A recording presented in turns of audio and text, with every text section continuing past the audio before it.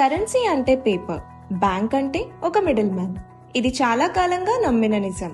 కానీ 2009లో science field నుంచి వచ్చిన ఒక ఇన్నోవేటర్ సటోషి నకమోటో ఒక కొత్త కాన్సెప్ట్ తీసుకొచ్చి అందరి దృష్టిని మార్చేశాడు. ఆయన క్రియేట్ చేసిన బిట్ కాయిన్ సెంట్రలైజేషన్ కి బెస్ట్ ఆల్టర్నేటివ్ అయింది. ఫస్ట్ ట్రూ డిజిటల్ కరెన్సీగా నిలిచింది. ఇది ఒక అద్భుతమైన ఇన్నోవేషన్. ట్రస్ట్లెస్ ప్లాట్ఫామ్, బ్యాంక్ లేకుండానే మనీ ట్రాన్స్ఫర్. హ్యూమన్ హిస్టరీలోనే ఇది ఒక రియల్ గేమ్ చేంజర్. 2009లో స్టార్ట్ అయిన ఈ జర్నీ డిజిటల్ వరల్డ్ లోనే ఒక కొత్త ఫౌండేషన్. బిట్ కాయిన్ ప్రేరణగా ఇథీరియం, బిఎన్బి, సొలానా ప్రతి కాయిన్ కొత్త గోల్ ని సెట్ చేసింది. ఇథీరియం స్మార్ట్ కాంట్రాక్ట్స్ ద్వారా డీసెంట్రలైజ్డ్ అప్లికేషన్స్ క్రియేట్ చేయగా, బిఎన్బి బినాన్స్ ఎకో సిస్టమ్ ని బిల్డ్ చేసి గ్లోబల్ యూస్ కి బ్రిడ్జ్ అయింది.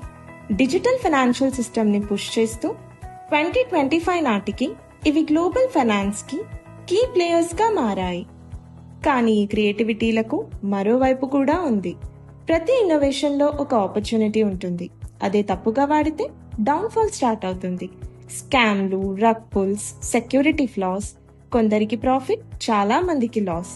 వాస్తవంగా ఇంకా చాలా మందికి క్రిప్టో అంటే భయం, అన్స్టెబిలిటీ, అవగాహన లోపం. మోడర్న్ సిస్టమ్ అయినా ట్రస్ట్ లేని సిస్టమ్. ట్రస్ట్ ని రీడిఫైన్ చేయాలన్న విజన్ తో